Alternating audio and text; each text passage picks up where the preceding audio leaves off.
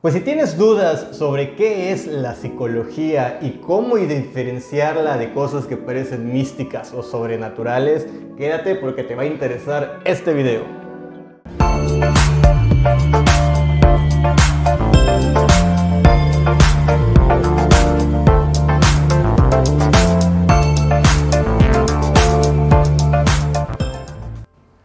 Hola a todos, para los que ya me conocen, mi nombre es Eduardo Mellado, soy psicólogo, miembro del Colegio de Psicólogos del Estado de Campeche y el día de hoy me acompaña un gran amigo y me da un placer que por fin podamos coincidir en este día, el psicólogo Fernando Bernés. Muchas gracias, tanto por la invitación, porque el psicólogo Eduardo Mellado se encarga básicamente del canal del Colegio de Psicólogos de Campeche y Región Maya. Y bueno, vamos a estar aquí platicando un poco sobre psicología y lo que no es psicología, ¿no? Muchas gracias por la invitación. Yo soy psicólogo clínico y también soy miembro del Colegio de Psicólogos del Estado de Campeche y Región Maya. Excelente, pues hoy vamos a iniciar, como mencioné hace un momento, porque hay quienes piensan que la psicología es algo mágico, algo místico, algo sobrenatural. Ahorita vamos a hablar sobre las energías y todas esas cosas del tibiritábara.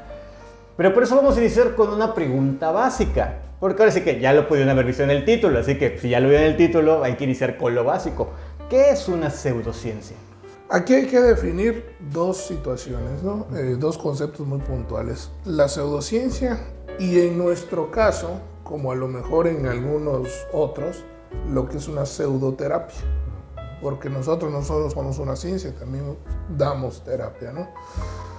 Y existe algunos organismos que han emitido un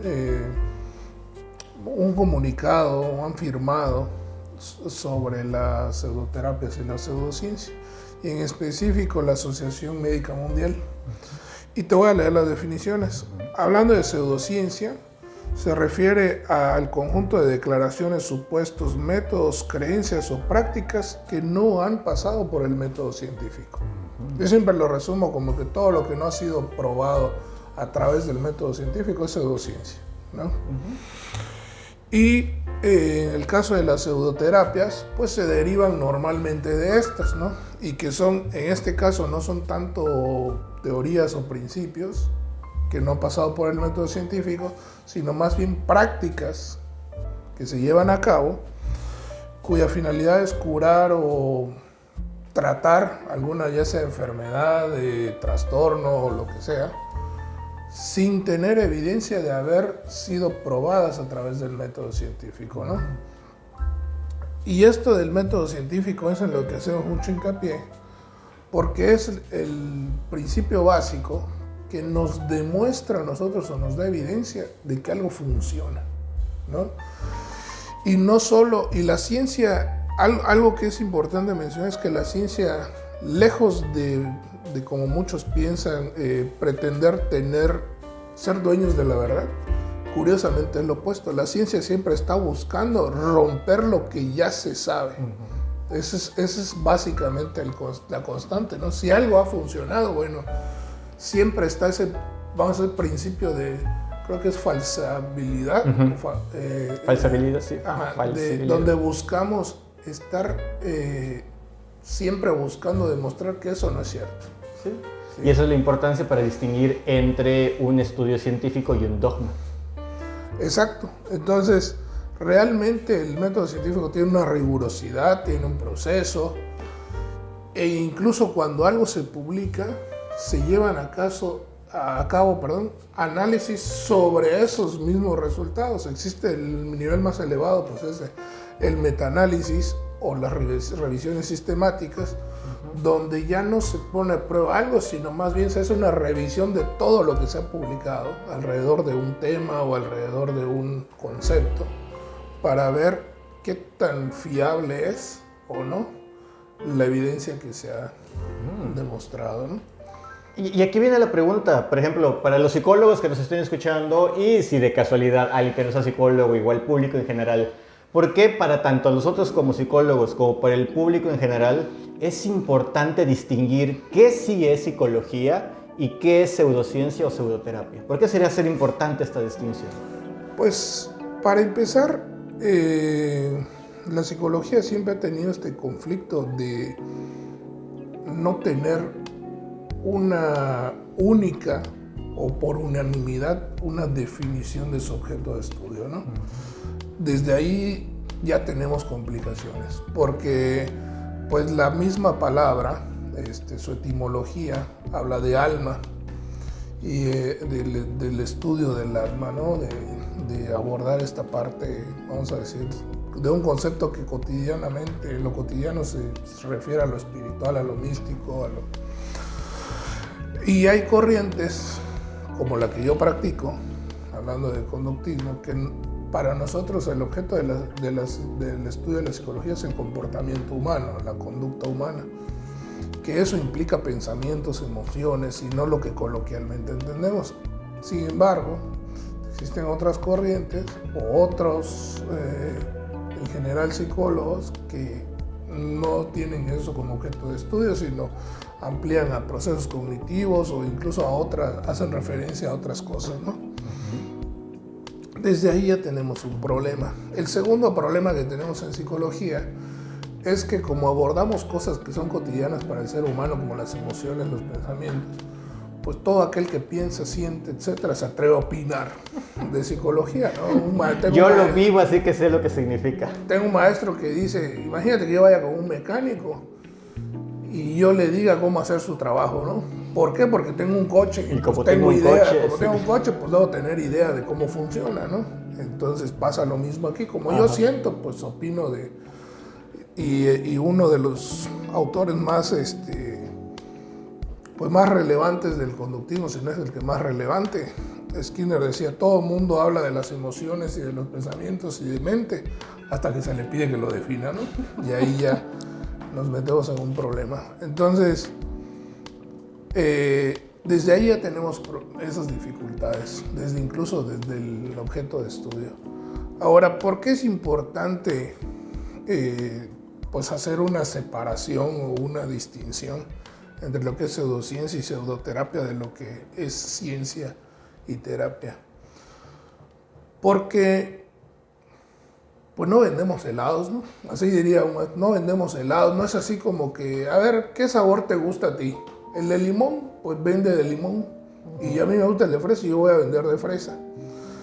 Aquí no, aquí trabajamos con vidas humanas, trabajamos con personas que, aunque no tienen un daño físico, no tienen una herida, no están sangrando, pues están dolientes y saliendo de un consultorio pueden ir y colgarse, o pueden ir y lastimarse, o pueden ir y tomar una decisión que arruine su vida o la de otros. Entonces, eso es lo delicado del asunto. Eso es lo que a mí, en lo particular, siempre me ha, vamos a decir, preocupado en términos de hacer divulgación, ¿no? La divulgación que hacemos no tiene, como tal vez algunos pensarán, la misión de criticar a otros colegas o de pelearse con ellos como tal. Como lo dicen, no somos la policía de la psicología. La realidad es que muchas veces hacemos daño, ya sea de manera intencional o de manera no intencional, que es lo que le llamamos prácticas iatrogénicas. O sea, no me doy cuenta que hago daño, pero al final hago daño. Eso se llama práctica iatrogénica. Entonces, una persona, por ejemplo, con un tratamiento basado en evidencia para depresión, pues a lo mejor en un año ya está libre de depresión. Y con pseudociencia, pues puede desde nunca salir de la depresión hasta llevarse 10 años o incluso hasta tomar la decisión de lastimarse o atentar contra su vida. Todo eso puede pasar por una mala práctica, por una mala práctica, ¿no? Entonces, ese es el riesgo de esto. Ok. Y aquí empezamos con las preguntas complicadas por si alguno de los psicólogos escuchando, espero que no se lo tomen personal, pero pues aquí, como decimos, aquí hablamos con evidencias. ¿Cómo saber que un psicólogo está realizando una pseudociencia o está incluyendo una pseudoterapia? Para empezar, algo que el paciente tiene es derecho a la información. Y el derecho a la información que tiene el paciente implica muchas cosas. Para empezar, implica pedirle al psicólogo o preguntarle si tiene cédula profesional. Segundo, pedirle si tiene cédula profesional en el ámbito de terapia, porque para dar terapia no es suficiente con tener la licenciatura en psicología. La gente como Eduardo, como yo y otros colegas que han llevado una maestría, un posgrado en terapia, se entrena para dar terapia.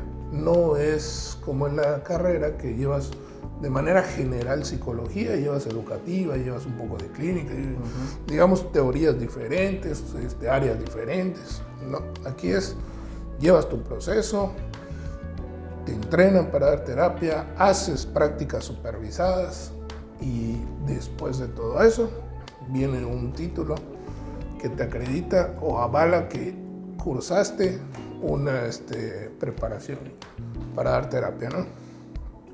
Entonces, para empezar, está ese derecho de poder preguntarle, ¿usted está especializado para dar terapia? Sí, muy bien. Después de eso, también está que el paciente pueda incluso documentarse. Desgraciadamente, las personas no conocen que existen tanto una especialización como diferentes tipos de terapia y también las pseudoterapias. Entonces, informarse. ¿Cómo me puedo dar cuenta ahora abordando tu pregunta de manera directa? Normalmente, las pseudoterapias no tienen explicaciones sólidas. Es decir, abordan lo que se llama pensamiento mágico, por decirlo de una manera. Y dentro de muchas cosas es que abordan pensamiento mágico o hacen promesas muy pues que son prácticamente sin sustento o difíciles de cumplir, ¿no? Pensemos en ejemplos para... antes de poner el ejemplo, aclarar un punto. Una cosa es mis creencias, sean religiosas o de cualquier tipo, y otra cosa es lo que se hace en un consultorio, ¿no? Totalmente. Entonces, tú puedes creer en una religión, puedes creer en ángeles, puedes creer en etcétera. Pero si un terapeuta te dijera, hazle una carta a tu ángel, ¿por qué tendrías que ir a un consultorio para hacer eso? Eso lo podrías hacer en tu casa. ¿Sí me explico? Si tú tienes esa creencia, tú lo podrías hacer en tu casa. ¿Cuál sería la diferencia con ir a un consultorio? O si el psicólogo te dijera, no sé, medita para alinear tus chakras, por ejemplo. ¿De qué chakras me estás hablando? O sea, ¿de qué cosas me estás hablando? ¿Y cómo los vas a alinear? ¿Y cómo se desalinearon? O sea, son preguntas que a veces no nos hacemos de cosas tan básicas. O que te digan, te voy a pasar energía a través de la mano, eso se hace en Reiki, por ejemplo, ¿no? Si pudieras pasar energía a través de la mano, pues, para empezar, diría yo, explícame qué energía, de dónde sale esa energía, cómo va a salir a través de la mano y cómo va a entrar en mí. Iniciando porque sabes qué es la energía. Entonces, desafortunadamente hay conceptos de la ciencia que se desvirtúan y terminan en pseudociencia. Por ejemplo, esto de las vibraciones. En física hablamos de vibraciones, pero hablamos de objetos que al tener un impacto, tienen una energía, vamos a decir, estática, que al tener un impacto con otro, lo golpeas con un diapasón, lo golpeas, emite un sonido, y los sonidos son vibraciones. Son vibraciones que no se perciben. Pero yo, por ejemplo, en este momento no estoy vibrando. No es que yo esté vibrando y tú estés vibrando. Es que no vibras alto. Ajá.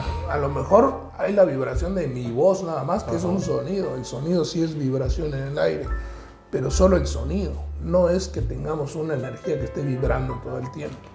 O sea, y la energía atómica es tan pequeña que no tendría ninguna influencia de ese tipo. O sea, no hay una explicación como tal que sea sustentable, que sea demostrable. Ahí se tienden a torcer los conceptos fundamentados. Exacto. Que de hecho es algo que siempre me gusta comentar, y es que en algún tiempo en mi época de juventud estuve muy metido justamente en muchas de estas cosas. Y gracias a, como está mencionando, que a mí me encanta estudiar física, química, biología, que me senté a tratar de entender precisamente estos conceptos de vibración, de energía, de todo ese tipo de cosas, fue donde me di cuenta, es que la explicación científica de qué es y cómo funciona desde la física, una energía, una vibración, una onda, todo esto de la cuántica, que es la palabra de moda, no tiene ningún sentido con la forma en que se está aplicando, y eso me ayudó a darme cuenta, esto no tiene congruencia. Y es que desafortunadamente muchas veces se aprovechan de que el ser humano es muy fácil de darse a creer, ¿no? A veces hay filósofos que dicen que tenemos esa necesidad de creer, ¿no? Pero las creencias personales son una cosa y lo que hacemos en un consultorio de psicología es otra totalmente, ¿no? Nosotros, cuando hacemos psicología clínica basada en evidencia, ¿en qué nos basamos? En historias de aprendizaje, en comportamientos que no son adaptativos para los objetivos que yo quiero buscar y que están cumpliendo una función que me lleva a tener depresión, que me lleva a tener ansiedad. Analizamos las decisiones que tomas, las acciones que tomas, para qué las haces, por qué las haces. O sea, hacemos todo un esquema cuando nosotros estamos platicando, entre comillas, con el paciente, nuestra cabeza está armando un mapa, un análisis. Y en base a ese análisis vamos haciendo preguntas, vamos haciéndole ver a la persona que lo que hace no le está ayudando, que tiene que hacer otra cosa, etcétera, ¿no? Y cómo se resuelven esos miedos, esas diferentes sintomatologías que presentan en los diferentes trastornos, ¿no? Uh-huh. Entonces, eso es básicamente nuestro trabajo. Entonces, cuando te hablan de cosas que ya no tienen que ver con comportamientos, emociones y pensamientos, ya no estamos hablando de psicología, ¿no? Básicamente algo que no puede ser observable, medible, cuantificable. Yo siempre le digo a los pacientes, necesito toda la información detallada de lo que hace, cuándo lo hace, por qué lo hace, qué pasó antes de que lo hiciera, qué pasó después. Por ejemplo, hablamos de un niño. Yo le oriento a la persona sobre qué herramientas o qué estrategias va a aplicar para que su hijo deje de ser menos disminuya la cantidad de berrinches, ¿no? Pero incluso le pido una especie de medición. ¿Cuántos berrinches hace actualmente, en promedio, al día? Si es necesario hacer un registro, hacemos un registro. Porque la siguiente vez que yo lo vea, difícilmente me va a decir ya no hace berrinches. Ojalá, ¿no? Pero no es lo que pasa. De hecho, cuando yo les pregunto cómo ha ido, me dicen, ¿sigue haciendo berrinches? Sí, eso lo tengo claro que iba a hacer berrinches. Nada más que antes hacía 20 al día. Ahora, ¿cuántos hace? No, pues unos 5 al día se han disminuido. Entonces vamos bien. Entonces, es medible la psicología. Entonces, es medible, es observable. Entonces, todo esto que nosotros hacemos tiene que ofrecer incluso un resultado. Uh-huh. Yo, por ejemplo, no solo en la pseudociencia y la pseudoterapia, incluso con la autoayuda, soy bastante crítico también, porque mucha de la autoayuda que existe, es un círculo vicioso en el que te culpo de que tú eres responsable de que no logras las cosas y tienes que leer mi libro para poder ayudarte. Pero como no logras las cosas, sigues siendo culpable tú y tienes que volver a leer mi libro o ir a mi conferencia y así nos las pasamos, ¿no? O comprar el siguiente libro porque no lo entendiste bien. O comprar el siguiente libro, ¿no? O sea, si en un ejemplo muy burdo sería, si no logras lo que quieres es porque no estás vibrando lo suficiente, ¿no? Y tienes que comprar mi libro para aprender a vibrar alto. Y como no lo sigues logrando, pues ahora vente a mi conferencia para que yo te enseñe a vibrar alto y así nos vamos, ¿no? Si tienes éxito es gracias a mí y si fracasas es porque no le pones ganas. Ajá. Entonces, al final de cuentas, tú eres el hecho de culpar a alguien. Imagínate, vamos a poner un ejemplo que yo siempre suelo usar para que veas lo peligroso que puede ser. una pseudociencia. Hablemos de la ley de la atracción, que mucha gente cree en ello, ¿no? Uno de los principios básicos que suelen decir las personas que hablan de la ley de la atracción es que tú atraes lo que te pasa, ¿no? Ya sé por dónde vas. Sí. ¿Cómo le dices a una persona, a una chica que fue violada, qué le dirías con la ley de la atracción? Que ella atrajo la violación. Imagínate que aparte del suceso traumático que ella vivió, todavía le digas básicamente que es responsable de lo que le pasó. Eso es para... O igual decirle a unos padres que tienen un hijo con una enfermedad grave. Ajá, que tenga un hijo con autismo o con TDAH, con discapacidad intelectual o con alguna enfermedad física. Decirles, es que lo que te pasa es porque tú lo atraes. Imagínate la carga de responsabilidad. Sí. Entonces, eso es lo peligroso. Sí, y ya aquí para ir terminando y para si alguien ya nos está odiando, nos termine de odiar más. Algunos ejemplos que hayas escuchado de los más comunes de la pseudociencia aplicada en psicología. En algún momento, muchas veces, Eduardo y yo hemos platicado del tema porque como la verdad es que no nacimos ya sabiendo todo esto. Pasamos por todo eso, yo tomé talleres de esto, del otro, que conozco un montón. Existen páginas, así como existe el Manifiesto Internacional contra las Pseudociencias, existen organizaciones y existen algunas donde agrupan y te muestran cuáles han sido identificadas, ¿no? Como por ejemplo, podemos mencionar el Reiki, terapia de ángeles, terapia de chakras, ¿qué más podemos Las mencionar? constelaciones. Las constelaciones familiares, podemos hablar de... Hay un montón, mira, que no se me vienen todas a la mente hoy. Se casi práctica cualquier cosa que inicie con cuántico. Bioneuroemoción, biodescodificación, la misma programación neurolingüística no tiene sustento científico. Y ahora, y el golpe más duro para las universidades y para todo, el psicoanálisis no tiene sustento y hoy está considerado como pseudociencia. Y aquí de lo que está mencionando, si tienen dudas, aquí abajo vamos a dejar el link para que puedan revisar de dónde estamos sacando esta información y vean que no es nada más, aquí estamos tirando hate y lo estamos sacando, no, aquí está documentado, todo como mencionamos aquí, todo basado en evidencias a través de estudios, así que aquí abajo podrán, si a alguien le interesa, puede checar el link. Y puedes también, aprovechando, revisar si el psicólogo, si tú lo que estás estudiando o si eres un paciente, estás yendo con un psicólogo, ver si tu psicólogo no está cayendo en alguna de estas áreas que carecen de un sustento. Y yo por último diría a colegas sobre todo, que realmente esto no es hate, porque yo estudié cosas así como tú, pero obviamente ni las pongo en mi currículum, pero estudié cursos y talleres y hasta algún diplomado en cosas que no tienen sustento y fui aprendiendo en el camino y fui encontrando mi ruta. Entonces, ¿qué le diría yo? Lo mismo. O sea, si lo que tú has practicado no da resultados, no tiene evidencia, y ya lo sabes hoy que la información abunda más, la pandemia trajo más acceso a formaciones en línea, etcétera, pues simplemente formarte en lo que es correcto, ¿no? En la ciencia. Creo que aquí lo más importante es la humildad de reconocer que lo que ya invertí tiempo tal vez no tenga la utilidad que yo creí que tenía. Claro, que es una de las cosas más difíciles de reconocer. O sea, es una realidad. Yo he tomado cursos en los que digo, no valió la pena ni el pago, ni el tiempo, o incluso en su momento creí. Yo en algún momento me inscribí a un seminario, un diplomado de psicoanálisis, duré 2 meses, porque no lo podía yo pagar, porque además era caro. En ese entonces, estamos hablando de hace 6 años. Pero hoy me doy cuenta de que aunque lo hubiese terminado, no me hubiese servido para nada.